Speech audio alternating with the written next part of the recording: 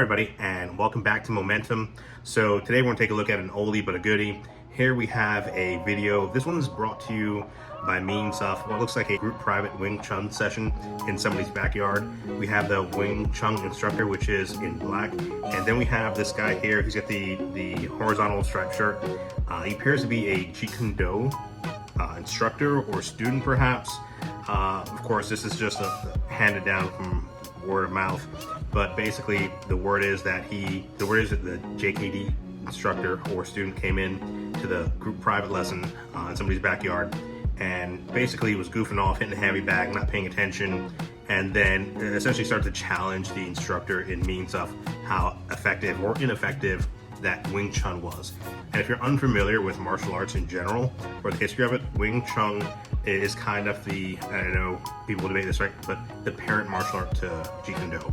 So everybody knows Bruce Lee and the legacy that he left behind. So he took a lot of teachings that he learned from Wing Chun, and he turned that in his training with JKD, which embodied elements of boxing, fencing, wrestling, with his current training that he already had. So that said, let's go ahead and get into this video. Let's see what we got. To keep the groin guarded,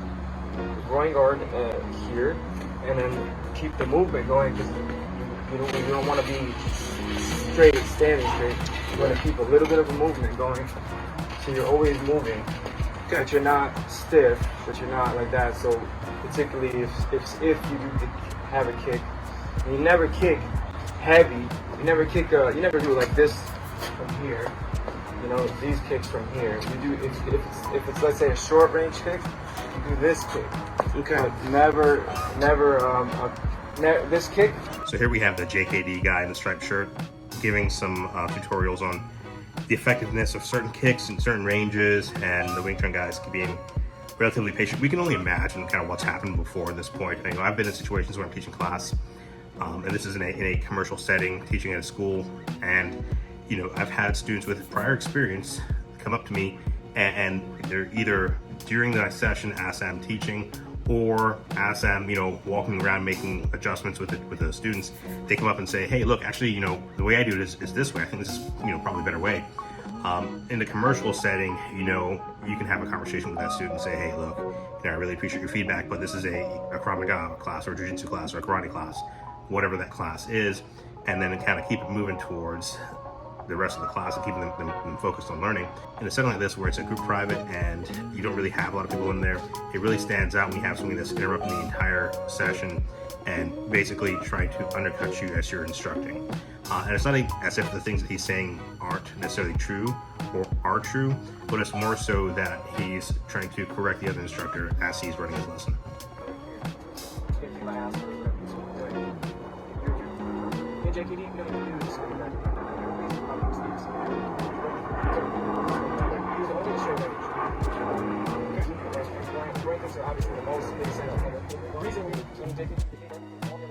You can tell by looking at Wing Chun, man, this man has zero patience left. You want to throw the back foot? Let's say any kick. So you throw back foot. I'm just going to get that leg, I'm going to stop you, no matter what you throw. So I'm going to negate all of that, because you're throwing any kind of kick, I want to attack that foot. Now, for some reason, you're trying to kick with that foot, then I can attack that back foot off the line if I want to. Or, so if I'm going to kick with this leg, I'm going to attack that foot. You have that option, or you can just go straight to that one. Or you can stop with and hit. All right, so here we can see that the JKD guy is basically, he's pulling off some kicks, like he's demonstrating moves really close to him. What's actually going on here is, I think he is trying to see what he can get away with.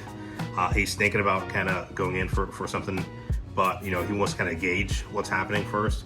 And honestly, I think the Wing Chun guy gave him a little bit too much leeway, too much space, too much freedom to throw those, because any given time, this guy could have threw something and initiated that fight first, and he could have ended up hurt, or end up behind and then not be able to fight his way out of that negative.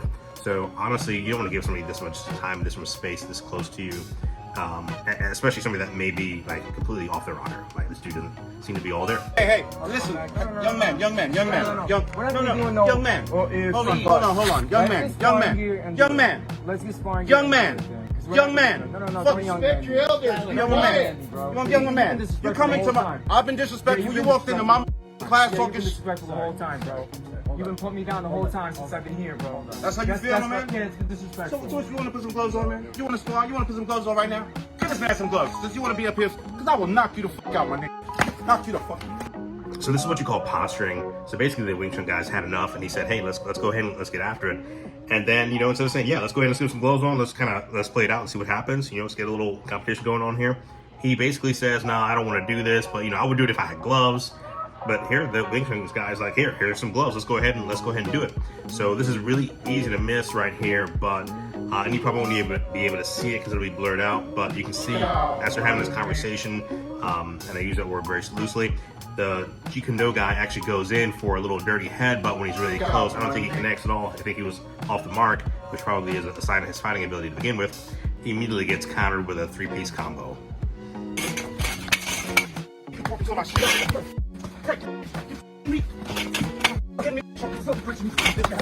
will f you up in here, bitch. What you talking about? You talking about mama? Man, fucking question in your fucking place.